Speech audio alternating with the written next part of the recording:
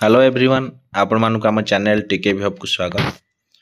तो आपण मैंने जानी थे ग्रीष्म प्रवाह जो विद्यालय छुट्टी रखाई 3 दिन तापर एबे भी से ग्रीष्म प्रवाह प्रभाव आपण मैंने जानी पारुथिबे बढ़िबार लागी।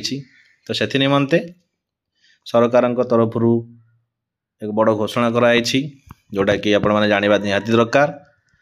तो आगामी दिन रे स्कूल किपरि भावे खोलिबो से विषय रीति न्यूज अच्छी। तो एप्रिल 25 रु हेबो ग्रीष्म छुट्टी बोली सरकार घोषणा करछंती।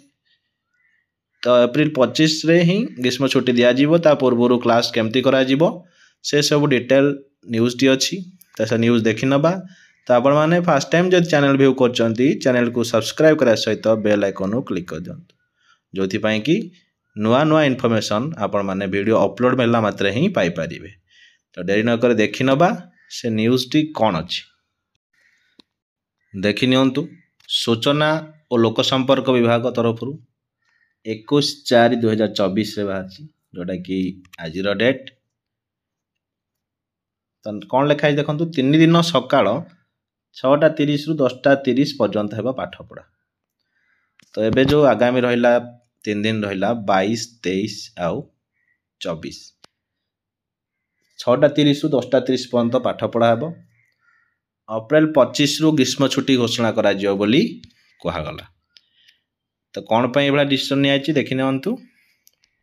संभाव्य ग्रीष्म प्रवाह और पाणीपाग विभाग सूचना को दृष्टि रखी राज्य सरकार चलित अप्रैल 22 रु 24 तारीख पर्यंत 3 दिन पर सरकारी अनुदान प्राप्त बेसरकारी विद्यालय गुड़ी को 6:30 रु 10:30 पर्यंत खोलिया निष्पत्ति नहीं।